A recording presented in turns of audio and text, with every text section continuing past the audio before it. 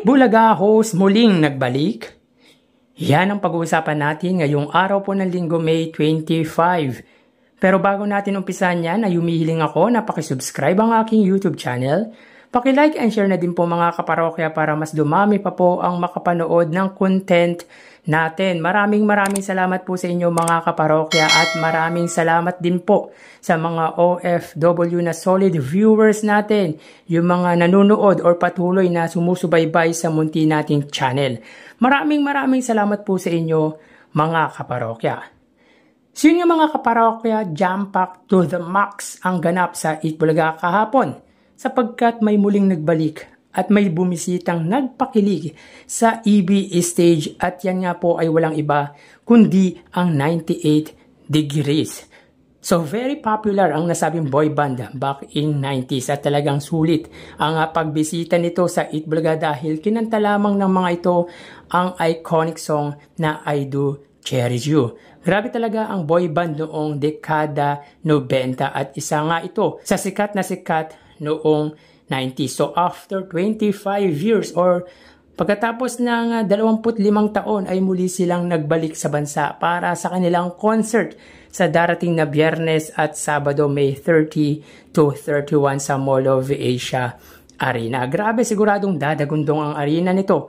Basta boy band noong dekada 90. Iba din talaga po ang tugtugan, ang musika noong 90s. At talagang wala pa din kakupas-kupas ang nasabing boy band dahil bukod sa husay nila ay nandun pa din po ang charisma nila sa tao. Wala talagang tatalo sa kantahang 90s mga kaparokya. Reminiscing, overload talaga lalo na sa mga batang 90s. So wag na po kayo magpauli mga kaparokya. Bumili na po kayo ng ticket para sa concert po ng 98 Degrees. Samantala muling nagbalik sa Eat Bulaga stage ang one of the original host ng longest running noontime show na Eat Bulaga na si Tito Sotto. By the way, congrats nga po pala kay Senator-elect Tito Sotto. At congrats dahil he is the only senator na na-elect po 5 times. Siya lang po ang nakagawa niyan sa kasaysayan po ng Senado. History ito para sa Eat Bulaga host na si Tito Sotto. So yun nga mga kaparokya, iba talaga kapag kumpleto ang legendary trio, ang Tito Vic and Joey. Lalo na sa stage po ng Eat Bulaga kasi ang iconic talaga kapag magkakasama silang tatlo. Mas kakaiba ang dating kapag tatlo silang magkakasama sa iisang entablado. Kahit umiidad na sila mga kaparokya ay wala pa din pong pagbabago o di nagbabago ang pagmamahal ng mga supporters nito sa kanila. Kumbaga, wala talagang kapares ang original. Pero prior to that ay una nang nagkasama-sama ang mga host ng Eat Bulaga, especially ang Tito Vic and Joey sa victory party ni Tito Sen na ginanap po sa Hard Rock Cafe. Present ang mga Sotto family, Eat Bulaga host, mga friends, especially si Attorney Makalintal at si Mr. T or si Antonio Toviera. Grabe, iba talaga kapag magkakasama ang magkakaibigan. Wala talagang iwanan. Siguro, alam naman po ng nakararami, lalo na yung mga nagmamahal sa legendary trio na si Mr. T or Tony Toviera ay kaibigan at isa sa original ng Eat Bulaga bilang producer nito. Nakakatuwa na makita ang magkakaibigan at tila may announcement din si Tito Sotto or Senador Tito Sotto na mukhang may Sotto na naman po na magiging mayor.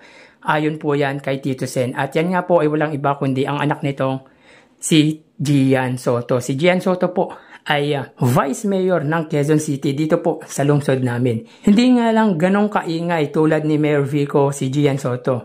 Pero wala naman pong narinig or nalaman tayo na gumawa po ito ng korupsyon dito po sa aming lungsod. Tsaka kung si Bossing Vic Sotto daw ay proud father, sabihin na susunod na presidente ang kanyang anak na si Mayor Vico Sotto, ay proud din naman po si Tito Sotto na sabihin na susunod na mayor ng Quezon City ay ang anak nitong si Vice Mayor Gian Sotto. Well, bakit naman hindi? Maganda naman po ang record ni Vice sa Quezon City at susuportahan ko yan dahil anak po yan ng iniidolo ko na legendary trio. Tsaka tama, may iba naman at baka sakaling gawin ito ang ginawa ng pinsan niyang si Mayor Vico Soto sa lungsod Quezon. Siyempre, pangangalagaan nito ang pangalan ng kanyang ama, ang pangalan ni Mayor Vico Soto na maganda po talaga ang ginawa sa lungsod ng Pasig. So hanggang dito na lang po tayo mga kaparokya, magsiingat po tayo.